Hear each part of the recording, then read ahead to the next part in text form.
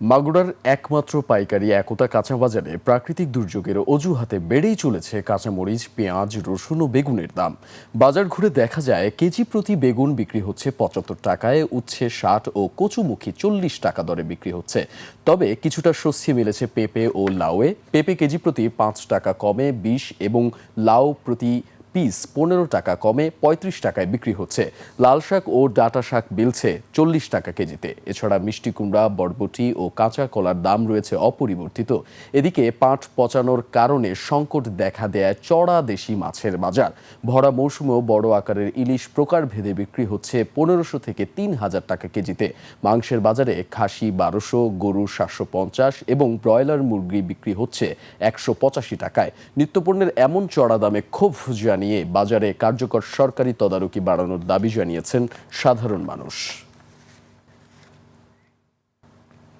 দর্শক, বাজার দরের আরও খবর জানতে আমরা সরাসরি চলে যাচ্ছি মাগুরা প্রতিনিধি মাসুম বিল্লার কাছে। মাসুম, আজকে আপনি যেখানে আছেন সেখানে বাজার দরের কেমন পরিস্থিতি দেখছেন? ক্রেতা বিক্রেতারা কেমন প্রতিক্রিয়া জানাচ্ছেন? এছাড়া সরবরাহ কেমন জানাবেন?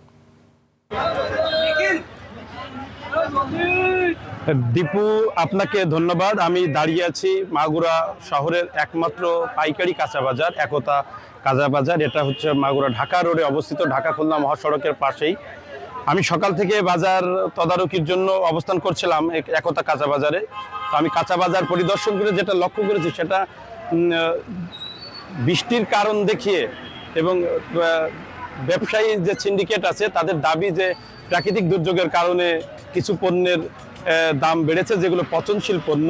এর পাশাপাশি উৎপাদিত যে সকল পণ্য কৃষকরা এই বাজারে বিক্রয়ের জন্য নিয়ে আসেন সরাসরি, তারা ন্যায্য মূল্য পাচ্ছেন না দেখিয়ে তাদের অভিযোগ করেছেন। তাদের অভিযোগ হচ্ছে যে আমরা বিদ্যুৎ খরচ, পানি এবং যানবাহনের যে ব্যয় মিটিয়ে আমরা এখানে উৎপাদিত পণ্যের এবং সারের যে মূল্য বৃদ্ধি, এই সব মিলায়ে তারা তাদের ন্যায্য মূল্য পাচ্ছেন না। ওদিকে যারা ক্রেতা তারা বলছেন যে আমাদের নির্দিষ্ট আয়ের উপরে মাস চলতে হয়, বেতন আমাদের বৃদ্ধি পাচ্ছে না, কিন্তু পণ্য মূল্য ক্রমেই বেড়ে চলেছে।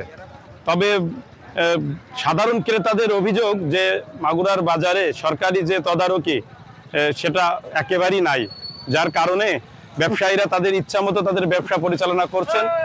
যদি এখানে মোবাইল কোর্টের মাধ্যমে হোক বা বাজার তদারকি করে সুষ্ঠু নিয়ন্ত্রণ করা যেত, তাহলে কিছু পণ্যের বাজারের লাগাম টেনে ধরা যেত।